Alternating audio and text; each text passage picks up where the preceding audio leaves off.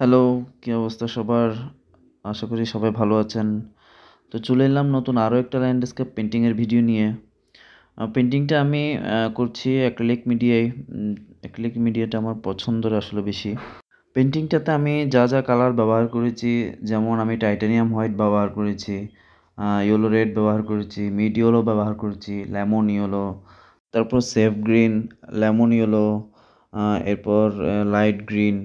এই কালারগুলোই মূলত আমি এখানে ব্যবহার করেছি এবং একটু ডিফারেন্ট টাইপের একটু পেইন্টিং করার ট্রাই করেছি। একটু ডার্ক এমন একটা পেইন্টিং, অর্থাৎ একটু ফ্লাওয়ার বেশি রেখেছি এখানে। পেইন্টিংটার আমি একটু স্পিড বাড়িয়ে দিয়েছি, যদিও ভিডিও লেন্দি হয়ে গিয়েছে, কারণ আমি এখানে স্টেপ বাই স্টেপ দেখানোর চেষ্টা করেছি। তো এখানে আকাশের জন্য আমি ব্যবহার করেছি মূলত টাইটানিয়াম হোয়াইট এবং কোবাল্ট ব্লু। আর দূরের ব্লু কালার যে অংশটা দেখা যাচ্ছে, আজকে এখানে আমি ব্যবহার করেছি প্যাথেলো ব্লু। প্যাথেলো ব্লুটা সুন্দর একটা নীল কালার। এটাও দূরের পোর্শনটা দেওয়া যায়।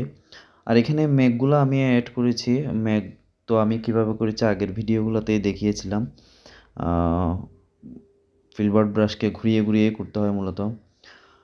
অর্থাৎ আগের ভিডিওতে যা যা দেখিয়েছিলাম প্রাইমারি কালারগুলো যেভাবে দিতে হয় ঠিক সেভাবে আমি এগুলোই দিয়ে দিচ্ছি। আর আকাশে আর একটু ডিফারেন্ট কালার অ্যাড করেছি। এটা হচ্ছে অরেঞ্জ রেডটাকে টাইটানিয়াম হোয়াইটের সাথে মিশিয়ে একটু মেঘের নিচের অংশে অ্যাড করেছি।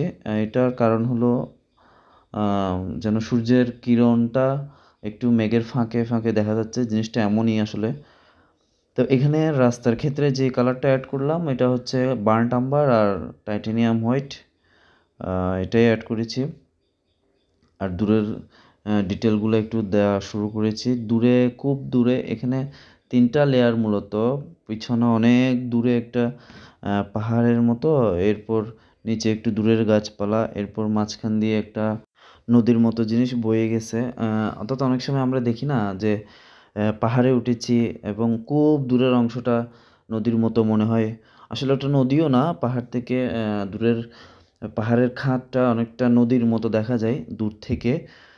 অনেক সময় দেখা যায় কি মেঘ ভাসছে, যেমনটা আমরা আমাদের কোথায় এটা সাজেকে গেলে দেখতে পাই যে দূর থেকে গেলে মেঘটা যখন নিচের দিকে নেমে যায় তখন মনে হয় একটা নদী বয়ে গেছে। জিনিসটা এমন আসলে। আর এখানে তো যেটা আমি নষ্ট ব্রাশ দিয়ে কিছু ঘাস অ্যাড করেছি। বিভিন্ন কালার এখানে অ্যাড করেছি। একটু স্যাফ গ্রিন, একটু লেমন ইয়েলো, সাথে একটু টাইটানিয়াম হোয়াইট, এরপর মিড ইয়েলো, তারপর হচ্ছে লাইট গ্রিন। লাইট গ্রিনটার আজকে এখানে কম ব্যবহার করেছি, কারণ লাইট গ্রিন যদি বেশি ব্যবহার করি তাহলে একটু বেশি ব্রাইট হয়ে যাবে, তাই লাইট গ্রিনটা একটু কম রেখেছি। তো এখানে গ্রিনের পরিমাণ কম রেখে অন্যান্য কালারগুলাই মূলত ব্যবহার করেছি আমি।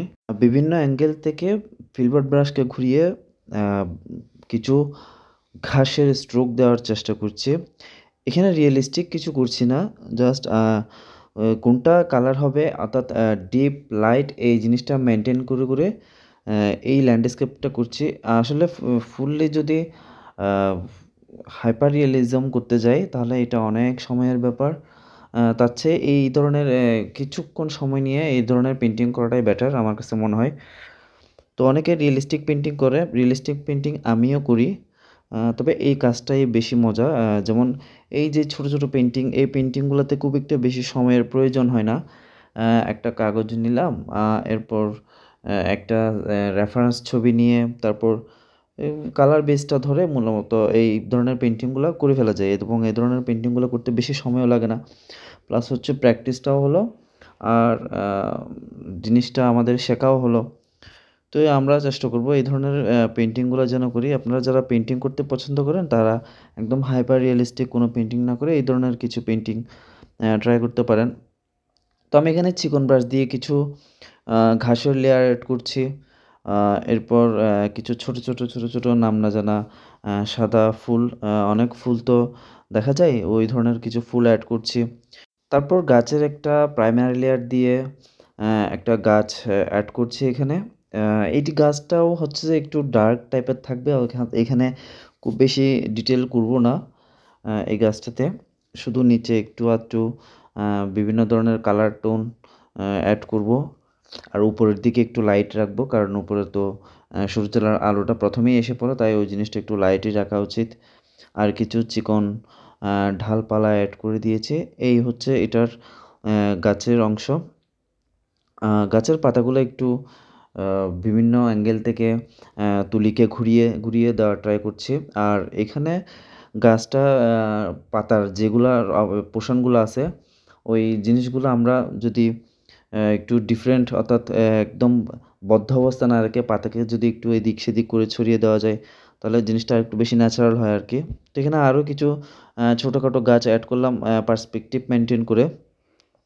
আর মাঝখানে একটা সরু রাস্তার মতো দেখিয়েছি। অনেক সময় একটা পথ দিয়ে অনেক মানুষ হাঁটতে হাঁটতে একটা সরু রাস্তা বয়ে যায়, ওই রাস্তাটাই মূলত এই ধরনেরই, দূর থেকে একদম চিকন হয়ে সামনে বড় হয়ে গিয়েছে। আর এখানে কিছু ফ্লাওয়ার অ্যাড করলাম, রেড কালারের, রেড রোজই বলা যেতে পারে, রোজ টাইপের কিছু।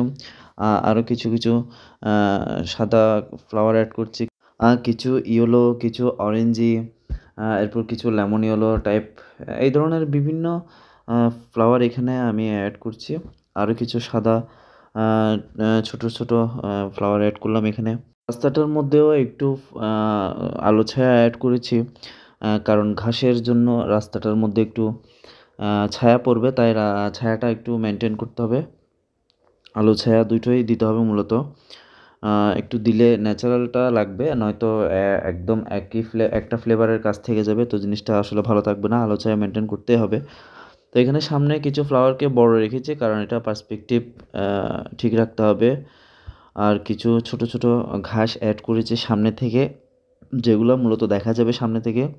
এরপর সামনের ফ্লাওয়ারগুলোতে একটু লেমন ইয়েলোটা অ্যাড করছি, একটু হাইলাইট অ্যাড করছি, কারণ সামনের ফ্লাওয়ারগুলোতে একটু ডিটেল অ্যাড করলে দেখতে একটু ভালো লাগবে। দূরেরগুলোতে মূলত করতে হয় না, সামনের যদি কোনো সাবজেক্ট থাকে একটু ডিটেল করলে দেখতে আর একটু ভালো লাগবে, আলো ছায়া যদি থাকে। তো এই হলো আমার আজকের পেন্টিং। পেন্টিংটা কেমন লেগেছে অবশ্যই একটু জানিও। তো এই ধরনের আমি আরও পেন্টিং দেওয়ার ট্রাই করব। ভালো থেকো, দেখা হবে পরের কোনো ভিডিওতে। টাটা।